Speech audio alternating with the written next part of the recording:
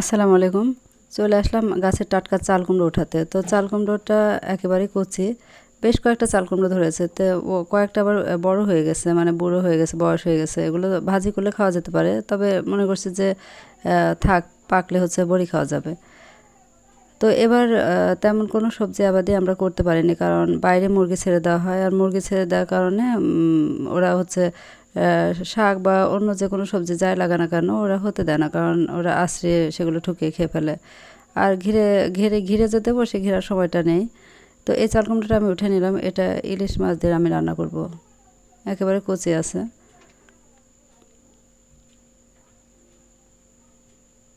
তো ইলিশ মাছ দিয়ে রান্না করতে গেলে চাল কুমড়ো কুটে ধুয়ে রান্নার প্রসেসটা যেভাবে করে সাধারণত ওভাবে করার সময় হয় না, কারণ আমার সকালে এতটাই তাড়াহুড়ো থাকে যে কোনো মতো আমি রান্নার ভিডিওটা পরিপাটি করে দেখানোর সময় হয় না। এই যে আমি রান্না প্রায় শেষের দিকে করে ফেলেছি, এখন রেডি হচ্ছে আর একটু ভিডিওটা করলাম, কিন্তু এটা পরিপূর্ণভাবে দেখানোটা আমার সম্ভব হলো না। তো রান্না প্রায় শেষ, এবার রেডি হয়ে এগুলো বক্সে বক্সে খাবার উঠাবো, আবার নিজেরা খাবো, তারপর স্কুলে রওনা দেবো। মানে সময় একেবারে সকালের সময়টা এতটা তাড়াহুড়ো হয় যে তা বলার মতো না।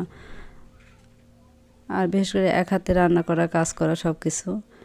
শহরে থাকলে হেল্পিং হ্যান্ড পাওয়া যায়, কিন্তু গ্রামে তো সেরকম পাওয়া যায় না। সব কাজ নিজের কাজ নিজে করতে হয়।